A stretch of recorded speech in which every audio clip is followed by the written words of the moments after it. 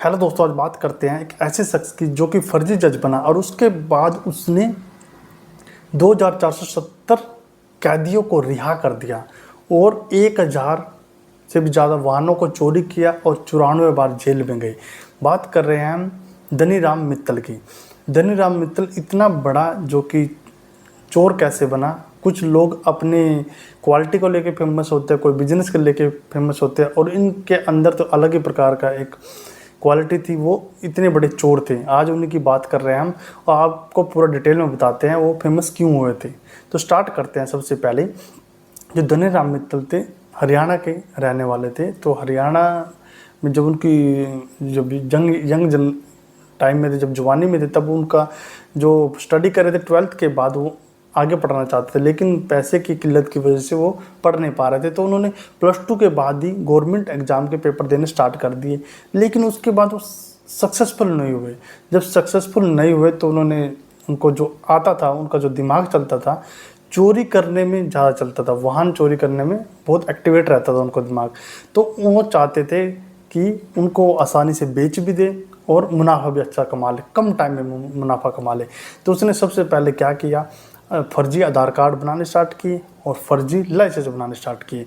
और उसके बाद जो कि फर्जी साइन करना उसके लिए बहुत बड़ा मुश्किल था, उसके लिए उसने छोटा सा कोर्स किया और फर्जी साइन करने में स्टार्ट कर दिया, जिससे कि सभी के सभी डॉक्यूमेंट वो आसानी से पूरा कर सके।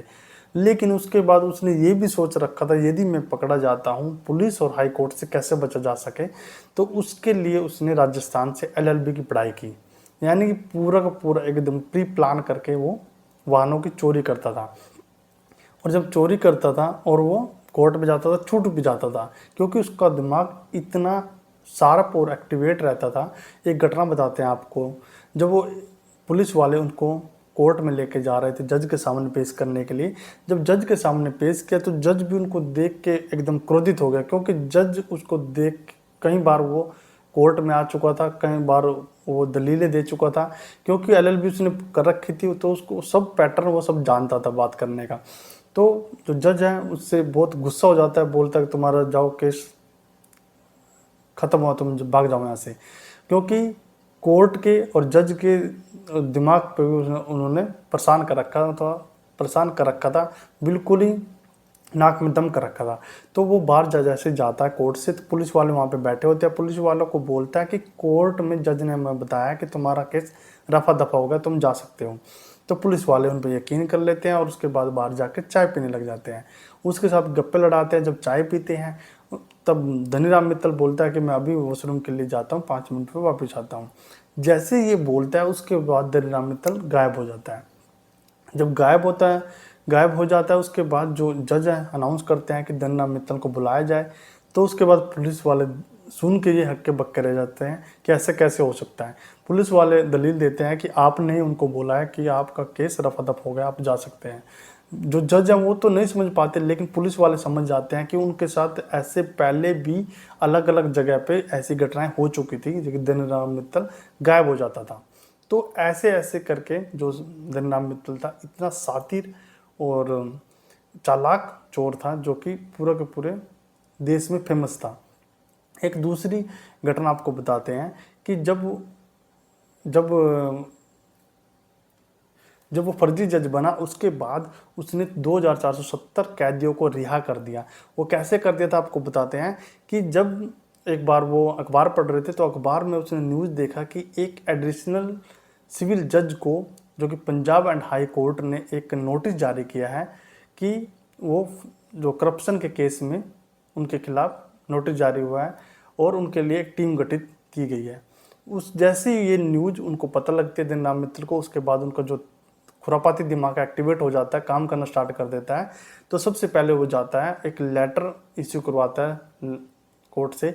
वो हाई कोर्ट की तरफ से लेटर इश्यू करवाता है, उसमें लिखा होता है कि जब तक पंजाब एंड हाई कोर्ट से जो भी टीम गठित हुए है, जब तक केस कंप्लीट नहीं हो जाता तब तक तुम लीव पर रहोगे। तो लेटर जैसे जारी होता है और उनके पते पे भेज देता है। यहीं पर नहीं रुकते धनीराम मित्तल, दोबारा एक और लेटर इश्यू करवाते हैं, वो भी पंजाब एंड हाई कोर्ट के रजिस्ट्रार की तरफ से। उसमें लिखा होता है तब तक धनीराम मित्तल इस पोस्ट पे जज बने रहेंगे। तो धनीराम मित्तल जाते हैं और वहाँ पे जाके ज्वाइन कर लेते हैं। जैसे ही ज्वाइन करते हैं वहाँ पे जो केस थे कैदियों के, जल्दी जल्दी वो स्टडी करते हैं और जल्दी जल्दी उनको रिहाई देते रहते हैं। और रेप और हत्या के केस को छोड़कर सभी केसों में जल्दी जल्दी फास्ट काम करते रहते हैं। जैसे काम करते रहते हैं वहाँ के वकील भी बहुत खुश होते हैं और जो वहाँ के जो मुजरिम छूट के जाते हैं वो भी उनकी तारीफ के कसीदे पढ़ते रहते हैं धनीराम मित्तल के। लेकिन 30 दिन के बाद जो धनीराम मित्तल जब केस को जल्दी जल्दी ख़त्म कर रहा था, तभी जो वहाँ के वकीलों को शक हुआ कि आज तक ऐसे नहीं हुआ कि कोर्ट में इतनी जल्दी जल्दी केस ख़त्म हो जाए। ये जो जज आया है ये पहली बार ऐसा हुआ है कि इतनी जल्दी केस ख़त्म हो रहे हैं। तो जैसे उनको शक हुआ, उनकी सूझबूझ जैसे वो एक्टिवेट हो रहे थे, उस वैसे ही जो धनीराम मित्तल को भी थोड़ा पता लग जाता है कि इनको शक हो गया, तो धनीराम मित्तल वहाँ से गायब हो जाता है। तो ये एक ऐसा दूसरा किस्सा था जो धनीराम मित्तल का था। उसके बाद तीसरा जो कि 2016 में वो बुजुर्ग हो जाते हैं, 80+ साल के हो जाते हैं।